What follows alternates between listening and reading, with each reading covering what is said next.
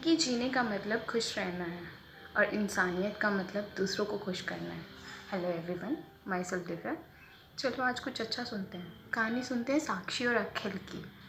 अखिल normal routine चल रहा था। अखिल ने अपने सारे कपड़े धोने के लिए बकेट में डाल दिए। साक्षी ने बोला, ज़्यादा कपड़े मत डालना, हमारी मेड त्योहार के लिए जा रही है अपनी बेटी और दामाद के घर। क्यों ना हम उसे 500 रुपये दे दें एडवांस के रूप में, क्योंकि त्यौहार है, वो कुछ ले लेगी अपनी बेटी और दामाद के लिए।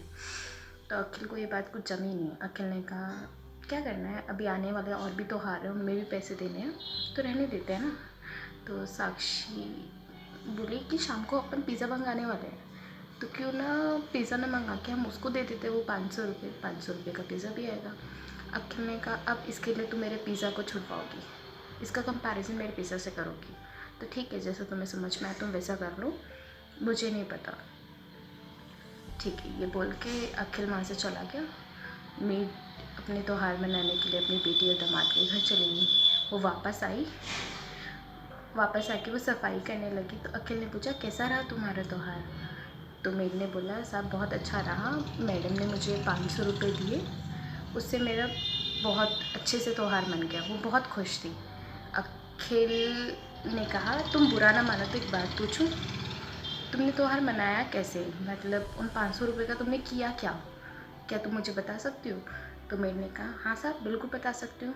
तो मेड ने बताया, साहब 150 रुपये की मैंने अपनी नातिन के लिए फ़्रॉक ली, 50 रुपये की उसके लिए गुड़िया ली, 40 रुपये की मैंने अपनी बेटी के लिए चूड़ियाँ ली, 60 रुपये की मैंने अपनी बेटी के वहाँ के लिए मिठाई ली, 40 रुपये की मैंने अपने दामाद के लिए बेल्ट ली, 50 रुपये का मैंने फेयर दिया, 50 रुपये मैंने चैरिटी में भी दे दिए, और जो बचे हुए 50-60 रुपये थे वो मैं अपनी बेटी को दिए कि अब गुड़िया नई क्लास में आएगी, उसके लिए कॉपी किताब और पेंसिल की ज़रूरत होगी, तो ये सब किया।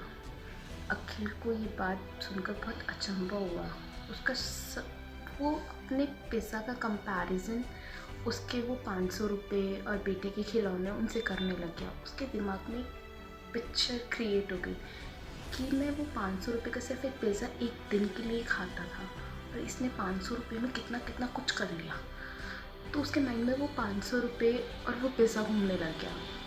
तो वो उसका कंपैरिजन कर रहा था, तो बोला था, पिज़्ज़ा की फर्स्ट स्लाइस उसकी नातिन की फ़्रॉक आ गई, पिज़्ज़ा की सेकेंड स्लाइस से उसकी नातिन के लिए डॉल आ गई, पिज़्ज़ा की थर्ड स्लाइस से उसने मिठाई खरीदी, पिज़्ज़ा की फोर्थ स्लाइस से उसने बेटी के लिए चूड़ियाँ खरीद ली, पिज़्ज़ा की फिफ्थ स्लाइस से उसने